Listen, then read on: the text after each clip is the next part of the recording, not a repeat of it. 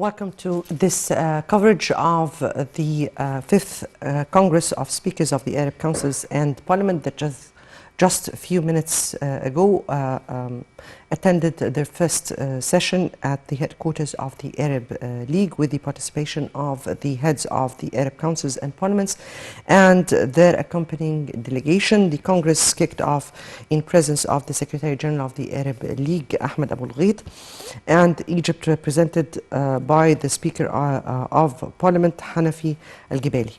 The meeting discussed an official document prepared on the problems of the food security entitled Parliamentary Vision for Promoting Arab Food Security, which deals with the most significant challenges and threats facing the Arab countries in food security issue and the role that the Arab parliaments play in this regard. The conference also, or the speakers of the at the conference spoke about a document that will be that was presented through the preparatory meetings that were made earlier, and discussed this draft document regarding this issue.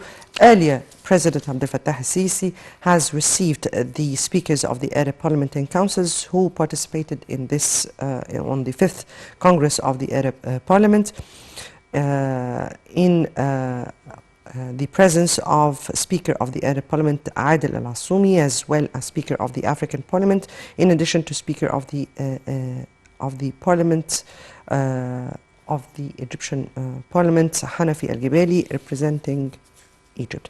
Presidential spokesman, Councillor Ahmed Fahmy, stated that President Sisi welcomed speakers of the Arab parliaments, stressing Egypt's full support for efforts to enhance communication and parliamentary cooperation among the Arab countries in a way that contribute to the exchange of experiences and promotes integration process.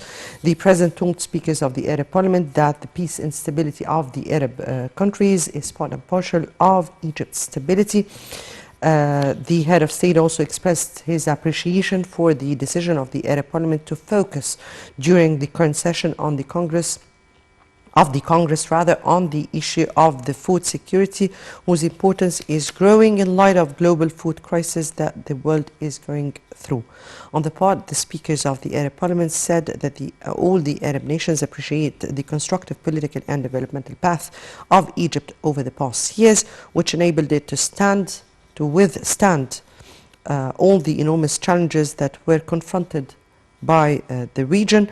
They also weighed Egypt's efforts under the leadership of President Sisi and its honorable position in defending the Arab national security. And to highlight the conference and the importance and significance of this edition, we have with us over the phone His Excellency Ambassador Gamal Bayoumi, former Assistant Foreign Minister. Good afternoon to you, Your Excellency. Good afternoon, how are you? I'm fine, thank you so much. This meeting or this conference comes at a very critical time. The whole region is passing by, and we have just seen some of the crises that occurred. How do you read the importance and significance of this particular meeting? The idea of establishing an Arab parliament is very smart. I witnessed the establishment of this parliament years ago. That was during the secretary of Amr Moussa.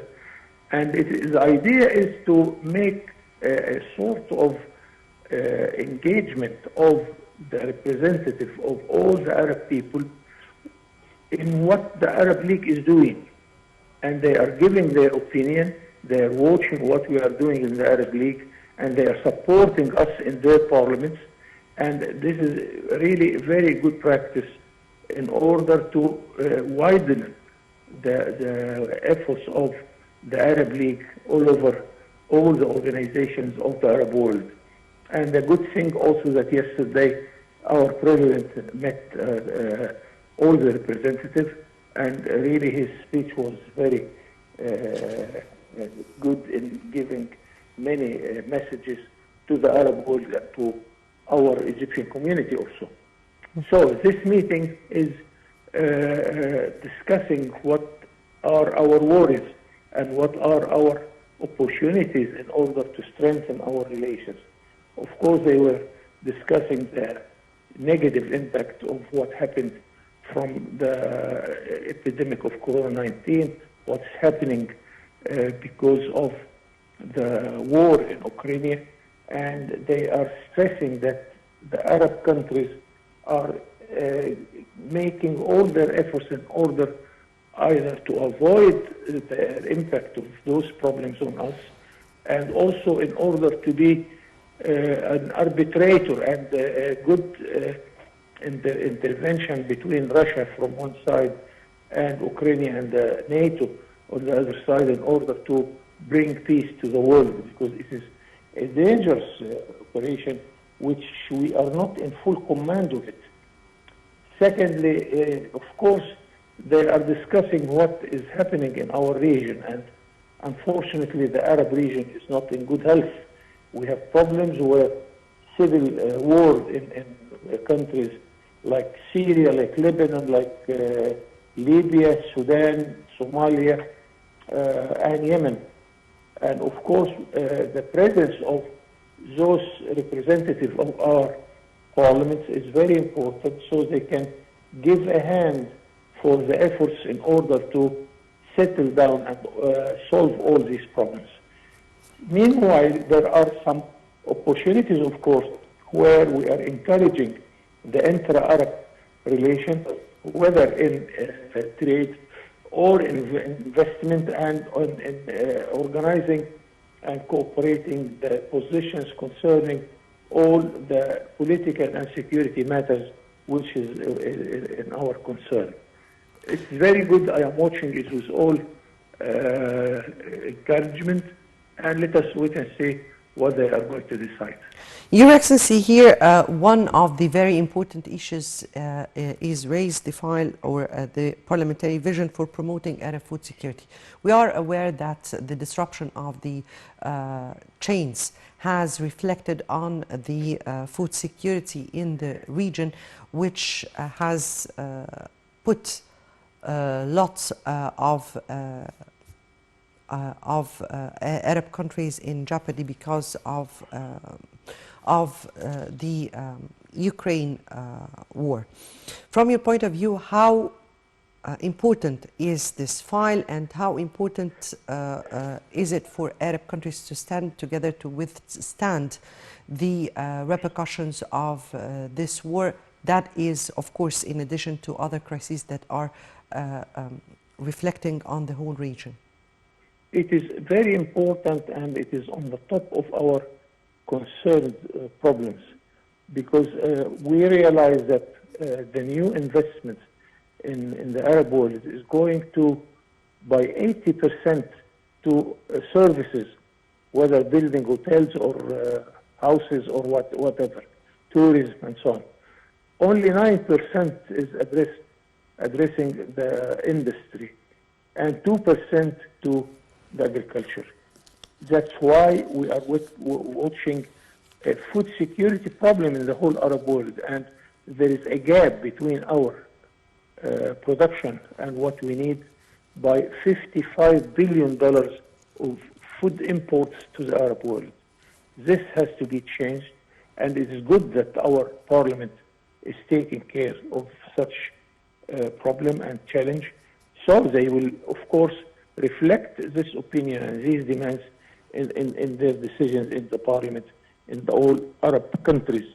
Hope that this attitude will be changed and will give more and more attention to investment in food security, because it's especially in Egypt, we are the largest importer of wheat in the whole world. This has to be changed, and even Egypt took a right decision in this concern to plant whatever we need for our food. Indeed, cultivating lots of lands, this is, was one of the first priorities. The President has already met this morning with the speakers of the Arab parliaments and the African parliaments all together, and welcomed their vision regarding this very particular issue we're speaking about, or this the focus of this conference. The president here expressed or stressed Egypt's full support for the efforts to enhance communication and parliamentary cooperation between the Arab countries in a way that contributes to the exchange of experiences and promote integration process. How important is that urge, and how do you read the statements of the president? Also, one important issue, and we have to encourage this attitude in order to took the chances in order to put ourselves in a much more economic, better economic situation. Also, we are watching how the Arab Parliament is developing itself, because here we have to apply the European experience. At the beginning, Europe was like us. The Parliament was combined of actual representative in the European parliaments. Here in the Arab situation, all the presidents are already members in their own parliament. Now Europe made a further step that they are electing the European Parliament directly, not through the parliament. So the people of Europe are now electing their representative in the European Parliament. We hope that we shall see this one day, not waiting for each parliament to choose who is representing them in the Arab Parliament. This is one idea which we are waiting to see, and I think it's in the agenda. So our representatives, the actual representatives, are there to encourage all the initiative in order to take the chance in order to strengthen the Arab relations, whether politically, security, economically, investment, trade, even in cultural relations. And we have very strong cultural relations. We are proud that we are 22 countries speaking the same language.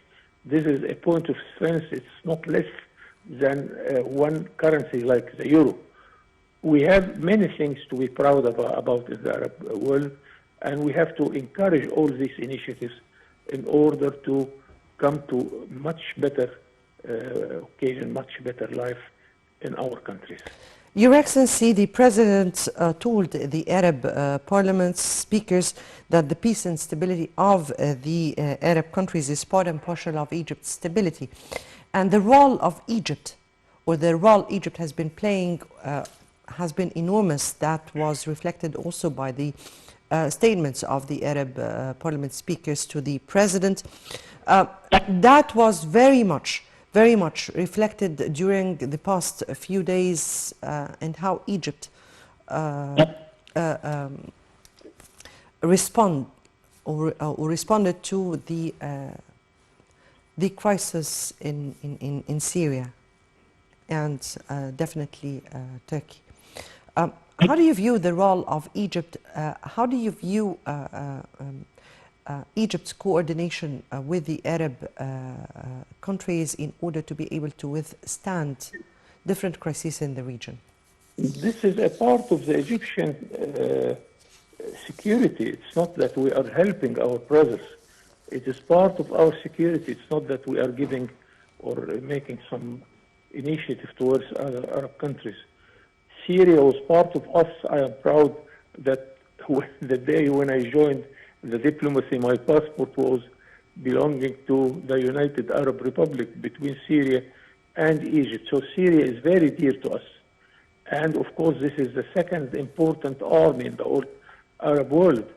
And today in the newspapers, it's mentioned that the first help to Syria came from Egypt, and now Egyptian supporters and people who are helping our brothers in Syria are Egyptians, and also we are sending some material, some medicine, some covers, and some clothes, and we are continuing to give our help, not only the government, but I see that many NGOs in Egypt are doing their best in order to give whatever we can to our brothers in Syria.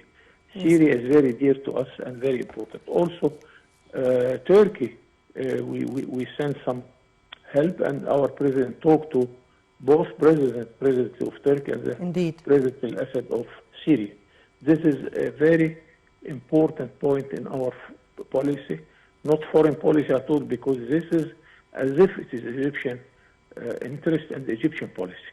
Indeed, indeed, Your Excellency, and the President indeed was keen to contact the Syrian President and the Turkish President as well, and this is part of Egypt's constant diplomacy that Egypt has always maintained during the past years.